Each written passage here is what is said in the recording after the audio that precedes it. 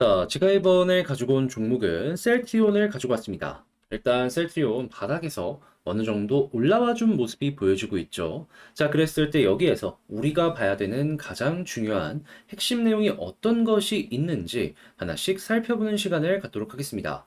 들어보시고 도움된다면 구독과 좋아요, 알림 설정 한 번씩 꾹 눌러주시면 감사하겠습니다. 자, 일단 나오는 내용을 한번 살펴보도록 하자면 지금 셀트리온 같은 경우에는 모회사인 셀트리온이랑 그리고 이 판매망을 구축하고 있는 셀트리온 헬스케어, 일단 이 두 가지 회사를 합병하기 위한 움직임을 보여주고 있죠.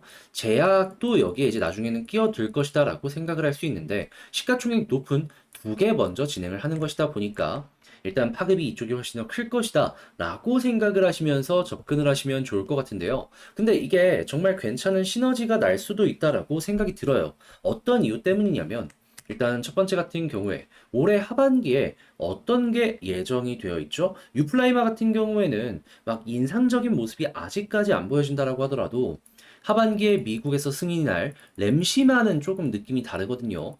유럽에서도 굉장한 흥행을 했습니다. 이유가 뭐냐? 제형이 달라요.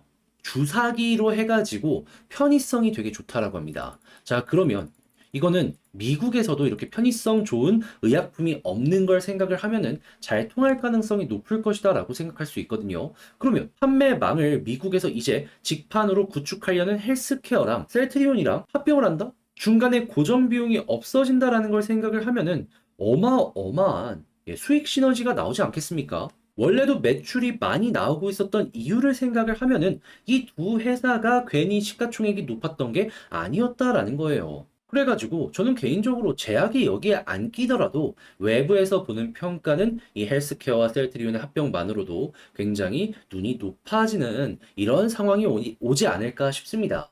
그리고 이렇게 램시마를 통해서 유통망을 확 뚫게 된다면 당연히 후속 의약품들도 쉽게 시장에 침투하는 모습이 보여줄 수 있겠죠. 그랬을 때 지금 어떤 내용 나오고 있냐면 이 스텔라라 바이오시밀러 미국 특허 합의를 완료했다라고 합니다. 어차피 이 기간 만료되면 만들 수 있는 건데 무슨 합의인가 봤더니 선점하려고. 어차피 끝나는 거지만 그 전에 어느 정도 로열티를 내더라도 선점을 해갖고 점유율을 끌어올리려고 지금 셀트리온이 합의를 완료했다라고 합니다. 그럼 이제 이런 것들에서 매출 많이 나오는 거 기대해 볼 수 있는 겁니다, 여러분.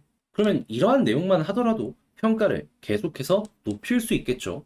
다만 이렇게 좋은 내용이 나오고 있는데 여러분들이 이제 조심해야 되는 것만 추가로 조금 언급을 하도록 하자면 제가 계속 말씀드리는 거 있죠. 셀트리온 성장주다. 그러면 결국 금리에 영향을 받을 수밖에 없는데 지금 어떠한 소식이 들려오고 있다? 현재 11월 달에 금리를 한번 올릴 확률이 45%까지 올라와 있는 상황이다. 그런데 때마침 이 한국 시간으로 오늘 저녁 11시였나요? 잭슨홀에서 이제 갑자기 금리 인상에 대해서 나는 이거 동의한다 라는 의견을 내게 된다면 한번 이 관련 내용 때문에 추가 조정이 나올 수도 있는 겁니다. 근데 나는 중장기로 투자를 할 거야 라고 하시는 분들은 이것도 그렇게까지 크게 걱정할 필요가 없는 건 왜일까요? 결국에는 이 금리가 5.5든 5.75든 6이든 이렇게 올라가는 모습이 보여진다라고 하더라도요. 내년 초중순쯤에는 금리 인하에 대한 이야기가 무조건 나올 거고요. 그러면 떨어지기 시작하면 현재 금리 어떻게 되겠습니까? 예, 무조건 이탈되고 계속해서 금리 빠지는 거 보여지게 될 겁니다. 저점이 지금이냐, 여기서 조금 더 빠지느냐의 문제인 거지. 지금부터 장기 투자하면은 결국에는 이 금리의 사이클에 맞춰가지고 수익을 볼 수 있는 구간 올 거라고요. 단타 하시는 분들은 하면 안 되겠지만 중장기로 셀트리온을 보시는 분들께는 더할 나위 없이 좋은 게 현재 상황이다라고 생각을 할 수 있는 거죠. 그냥 적금처럼 생각을 하세요. 어차피 묶어놓으면 돈 못 뺍니다. 그런데 딱 펼쳤을 때 한 1년에서 2년 뒤를 생각을 해보자고요. 그때 금리는 지금보다 떨어질 건데 야, 금리가 떨어졌는데 주식은 올라있네? 근데 은행이자 한 4에서 5% 먹었다라고 했는데, 사이클 하나를 크게 먹었어? 셀트리온 갑자기 100% 나와? 훨씬 괜찮지 않습니까? 심지어 시가총액이 커가지고, 우리 얼마를 넣던지 간에 얘는 반영을 잘해줘. 그냥 절로 박수가 나오는 거죠. 그러면 그 상승의 시작을 언제로 봐야 된다? 금리 인하에 대한 가능성. 그러니까 인하 시작되고 들어가도 늦진 않거든요. 근데 가능성이 올라왔을 때 거기가 저점일 겁니다. 그리고 머리가 한번 들리기 시작할 거거든요. 그럼 그때부터 이제 올라가기 시작하는 겁니다. 그리고 나서 상승이 어디까지 이어질 것이냐. 금리 인하의 끝이 보인다라는 내용이 나오게 된다면. 그러면 여기에서 이제 셀트리온이니 뭐니 그냥 다 상관없이 성장주면은 성장주 여기가 고점이니까 내 물량 정리해야겠다 생각하시면 그만이라는 거예요. 그리고 인하가 됐을 때 현재 시장에서 예상하는 퍼센테이지는요. 3%대. 그러니까 3% 땡이 아니라 3.5든 3.75든 그냥 3%대에서 금리 인하가 끝날 것이다라고 예상을 하고 있습니다. 그러면 한 6이라고 하더라도 거진 한 2.5씩 빠진다? 그러면 한 번에 50bp씩 빠질 가능성도 높겠죠. 50bp 인하. 얼마나 강합니까? 자, 그러면 이런 상황에서 셀트리온 이제 어떤 식으로 우리가 여기서 정리를 해볼지를 생각을 해보도록 하자면요.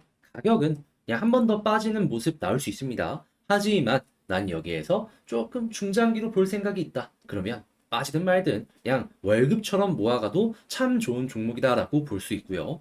자, 그런 상황에서 수급은 어떤지 보도록 하자면 그동안은 외국인이 좀 팔았는데 다시 돌아오기 시작했고 기관도 돌아오고 있다. 현재 가격 그들이 봤을 때에도 저렴한 상황이다. 자, 그리고 나서 이제 올라가기 시작을 하는 게 그전에도 나올 수는 있겠지만 진짜 큰 상승은 어디서부터다? 예, 금리 인하 보시면 되고요. 그런 다음에 쭉 올라갔을 때에는 이제 금리 인상의 끝이 보인다. 다시 금리 인하에 대한 끝이 보인다라는 부분 그것만 준비를 하시면 되겠습니다. 그리고 이러한 걸 생각을 했을 때 같은 전략을 취했을 때 어느 정도의 수익이 예상이 되느냐? 자, 이게 첫 번째 방금 말씀드린 사이클 돌아서 이렇게 올라갔던 거였고요. 두 번째가 이렇게였습니다. 그러면 첫 번째가 좀 많이 이제 뭐 7만 원에서 거진 34만 원, 400% 올랐다고 치고 두 번째가 한 14만 원에서 300, 뭐 한 150, 200 이 정도라면 지금 한 100% 정도 생각을 해볼 수도 있겠죠. 아니면은 그냥 이전 고점까지 간다라고 하면은 이 사이클이 끝났을 때 35만 원까지 올라가는 모습이 보여질 수도 있는 거고요. 저는 분명 대장의 품격을 보여주는 순간도 올 것이다라고 보기 때문에 저랑 같이 한번 끌고 가보셨으면 좋겠네요. 요것만 말씀드리고 끝낼게요. 지금은 어떤 거다? 상황 좋다. 근데 한 번 정도는 빠질 가능성이 존재하기 때문에 지금 저랑 같이 보시는 분들은 뭐다? 1년 정도 중장기 하실 분들만 이 내용 참고하시면 되겠다. 그리고 두 번째 수급적으로 외국인 기관 보시면 되고 그리고 가격 하락은 한 번 정도 빠지는 건 아는데 그거 감안한다면 그냥 아예 보지 말아라. 걱정할 필요가 없다. 그리고 올라갔을 땐 금리 인하에 대한 이야기가 나오면 뜨기 시작할 거고 그리고 이제 상승의 끝은 인하 가능성 없어지고 있다. 그러니까 인하의 끝이 보여지고 있다라는 내용이 나오게 된다면 그때 여러분들도 비중을 줄여나가시는 전략을 취하셨으면 좋겠습니다.